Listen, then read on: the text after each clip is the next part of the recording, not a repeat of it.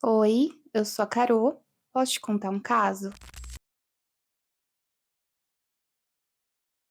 Na virada do ano de 1976 para 77, o Brasil acorda com uma notícia que parecia saída diretamente de uma novela. Uma socialite famosa, símbolo de liberdade e glamour, é assassinada dentro da própria casa por quem dizia ser o grande amor da sua vida. O crime acontece em Búzios, na Praia dos Ossos, e ao invés de ser tratado como um feminicídio brutal, vira um circo midiático em que a vítima é julgada tanto quanto o assassino.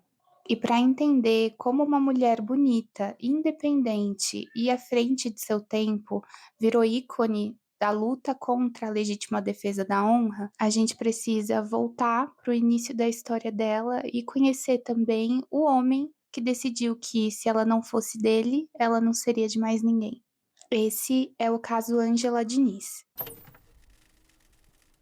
Antes de mais nada, deixe seu like agora no comecinho do vídeo, porque ajuda muito na divulgação do canal. E também se inscreva se você não for inscrito.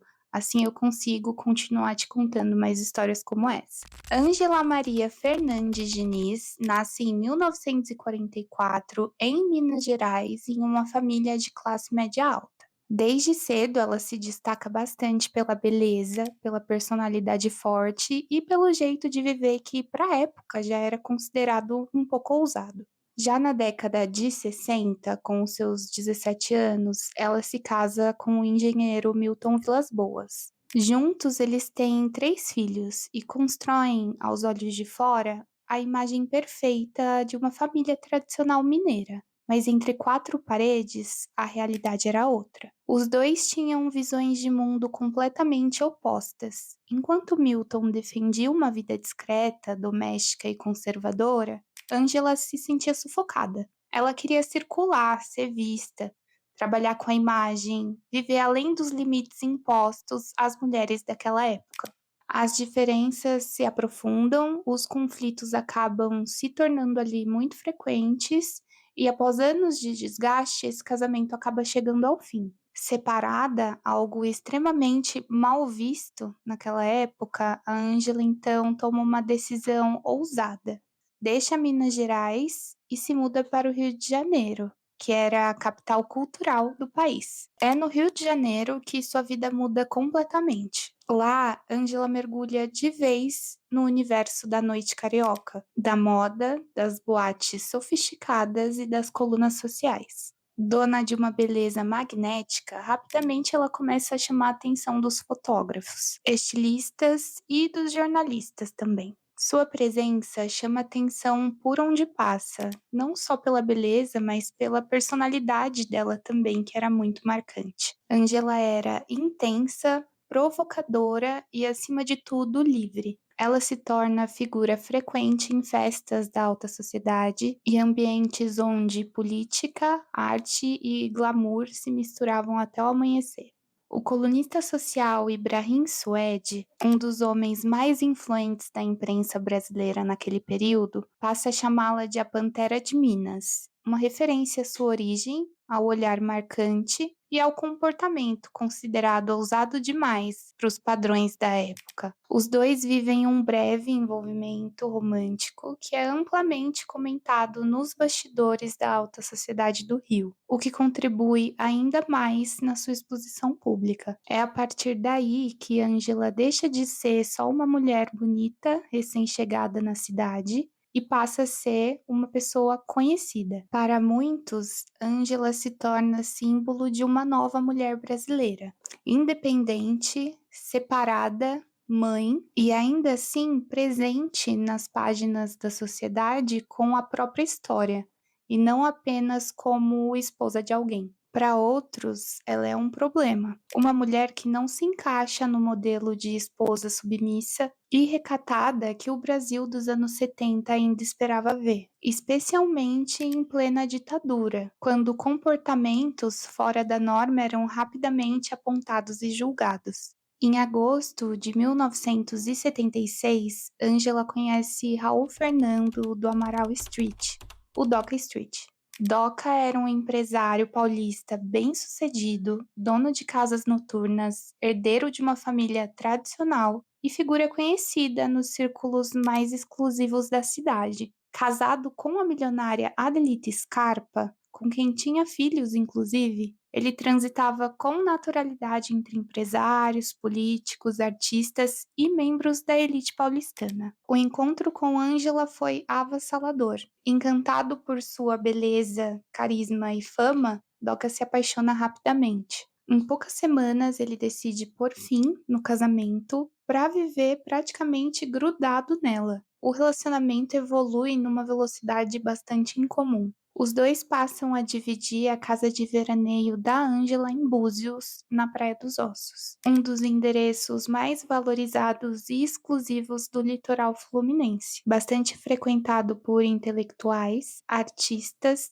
e pessoas influentes da época. Ali, o casal se instala então como se fosse uma união formalizada. Tudo é muito intenso, quase cinematográfico. Viagens constantes, festas luxuosas, jantares em restaurantes super badalados e muitas aparições públicas. Eles definitivamente chamavam muita atenção por onde eles passavam. Doca fazia questão de deixar muito claro publicamente o quanto ele estava apaixonado pela Ângela. Fazia declarações exageradas e apresentava uma dependência emocional crescente. Mas por trás de toda essa paixão, tinha um lado desse relacionamento que também estava crescendo exponencialmente e que não era apresentado para a mídia. O que começou como paixão intensa já revelava sinais de desequilíbrio, controle e tensão. Angela, acostumada a mandar na própria vida, já começava a sentir um pouco a pressão desse relacionamento.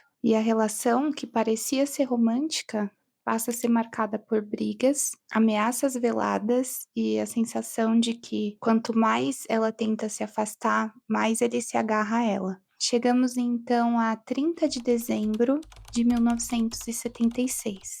Ângela e Doca estão em Búzios, na casa de praia da Ângela, na Praia dos Ossos. O clima é de fim de ano, gente chegando para passar as férias, bares e praias lotados, mas dentro daquela casa, o que domina não é o clima de festa. São discussões constantes, desgaste emocional e um cansaço visível de Ângela em relação ao comportamento do Doca. Naquele dia, o casal voltou a brigar. Ângela, cansada daquela dinâmica, decide então terminar o relacionamento. Ela comunica que não quer mais ficar com ele, que quer seguir a própria vida. E esse rompimento é descrito como gatilho para que Doca entre em uma espiral de raiva e posse, incapaz de aceitar o não. Doca chega a sair de casa, mas não aceita o fim. Depois de um tempo, ele volta e a discussão recomeça. Segundo o inquérito,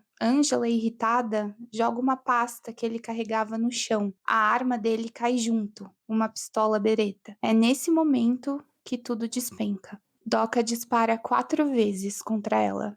3 disparos no rosto e um na nuca, a queima-roupa. Ângela perde a vida na hora, sem chance de defesa. Depois do crime, Doca foge. Quando a polícia chega ao local, se depara com aquela cena de horror. O corpo de uma mulher jovem, conhecida em todo o país, caído dentro da casa de veraneio onde, teoricamente, ela deveria estar protegida. Um cenário de férias que se transformou em palco de feminicídio. O corpo de Ângela é levado para Belo Horizonte, onde a família faz o velório e o enterro, enquanto a notícia se espalha rapidamente pelos jornais, rádios e programas de TV, transformando o assassinato em assunto nacional. Doca fica desaparecido por cerca de 20 dias, até ser encontrado e preso em São Paulo. A polícia e o Ministério Público tratam o caso como um homicídio, motivado pela recusa de Ângela a continuar com a relação. Doca não aceitava o fim, tinha um sentimento de posse e matou a ex-companheira após uma discussão. Testemunhas relatam que antes do crime ele já tinha verbalizado umas frases como: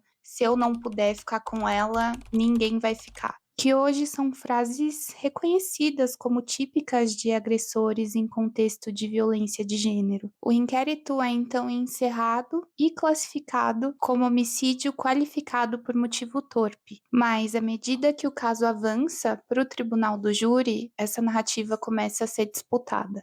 A defesa de Doca aposta na tese de legítima defesa da honra, argumento que naquele contexto histórico ainda encontrava eco em parte do judiciário. A ideia de que o homem podia reagir com violência extrema se sentisse traído ou humilhado na sua honra masculina. A imprensa, em grande parte, também embarca nessa lógica. Em vez de se concentrar no fato de que uma mulher foi morta a tiros pelo companheiro, muitos veículos passam a detalhar a vida amorosa de Angela, como se o comportamento dela estivesse no banco dos réus tanto quanto ou mais do que o homem que apertou o gatilho. O primeiro julgamento de Doca Street acontece em 17 de outubro de 79, em Cabo Frio, no Rio de Janeiro, 3 anos após o crime. O plenário do júri fica lotado. Advogados famosos, plateia interessada, cobertura intensa da imprensa, flashes e manchetes que transformam o julgamento em um espetáculo. A defesa insiste na tese de que Angela teria humilhado Doca, ferido sua honra de homem e que ele agiu em um momento de descontrole emocional, quase como se fosse arrastado à violência. Já testemunhas ligadas a Angela relatam um relacionamento marcado por ciúmes excessivo, episódios de controle e ameaças, reforçando a ideia de um padrão de abuso que vinha muito antes do crime, e não de um acidente num dia ruim. Mesmo assim, o júri se convence da versão da defesa, e Doca é condenado a apenas 2 anos com sursis. Isso é, a pena fica suspensa e ele não precisa cumprir tempo nenhum em regime fechado, o que, na prática, é praticamente uma absolvição. A reação a essa pena do Doca é praticamente imediata. Movimentos feministas e grupos de mulheres, além de parte da opinião pública, se indignam ao perceber que, naquele Brasil, a honra de um homem havia pesado mais do que o valor da vida de uma mulher que foi morta a tiros. A pressão social leva a acusação a recorrer desse primeiro julgamento e ele acaba sendo anulado. Então, em 1981, 5 anos depois do assassinato da Angela, Doca Street volta ao banco dos réus. O segundo julgamento acontece em um clima completamente diferente do primeiro. O país havia mudado, a imprensa já não tratava o caso com o mesmo tom condescendente e a sociedade começava a questionar abertamente a ideia de que o comportamento de uma mulher pudesse justificar sua morte. Do lado de fora do tribunal, manifestantes se reúnem com cartazes e palavras de ordem, entre elas uma que marcaria para sempre a história do caso: quem ama não mata. Dessa vez, o Ministério Público adota uma estratégia direta e técnica, afastando qualquer julgamento moral sobre a vida de Angela e concentrando a acusação nos fatos objetivos do crime. Os promotores destacam que Doca estava armado, enquanto Angela não tinha nenhuma possibilidade de defesa, que não houve luta corporal e que os disparos foram efetuados a curta distância, que essa sequência não se tratou de algo impulsivo, que ele sabia o que estava fazendo. Ao final, os jurados rejeitam a tese de legítima defesa da honra e reconhecem que o crime foi cometido com dolo, ou seja, com a intenção de matar. Doca Street é condenado por homicídio doloso qualificado a 15 anos de prisão. Apesar dessa sentença representar uma reviravolta em relação ao primeiro julgamento, a pena ainda gera inconformismo em parte da sociedade. Na prática, ele acaba cumprindo só 5 anos em regime fechado, antes de obter direito à liberdade condicional em meados dos anos 80. Para muitas pessoas, a sensação é de que a condenação não corresponde à brutalidade do crime. Décadas depois, já em 2023, o Superior Tribunal Federal declara inconstitucional o uso da tese de legítima defesa da honra em crimes de feminicídio e outros, proibindo que esse termo seja usado por investigadores, promotores, defensores e juízes. Na sessão, ministros citam explicitamente o caso de Ângela Diniz como exemplo de como essa tese foi usada para atenuar ou praticamente apagar a responsabilidade de agressores em crimes de gênero. Hoje, Ângela Maria Fernandes Diniz é lembrada de várias formas, como socialite, que viveu à frente de seu tempo, como vítima de feminicídio em um contexto de machismo estrutural e como símbolo de uma mudança lenta, mas real, na forma como o Brasil enxerga a violência contra a mulher. Mas até hoje a mesma pergunta se repete: quantas mulheres ainda são julgadas pela maneira de viver, pelo que vestem, com quem se relacionam, enquanto aqueles que as agridem, ou pior, matam, tentam se esconder atrás de narrativas de amor, de honra ferida ou ciúme? Amor não é posse, não é controle, não é ameaça e definitivamente não mata. Esse foi o caso Ângela Diniz. Se você chegou até aqui e gostou desse vídeo, não vá embora sem deixar o seu like, se inscrever aqui no canal se você não for inscrito ainda. Assim eu posso continuar te contando mais histórias como essa. A gente se vê no próximo vídeo.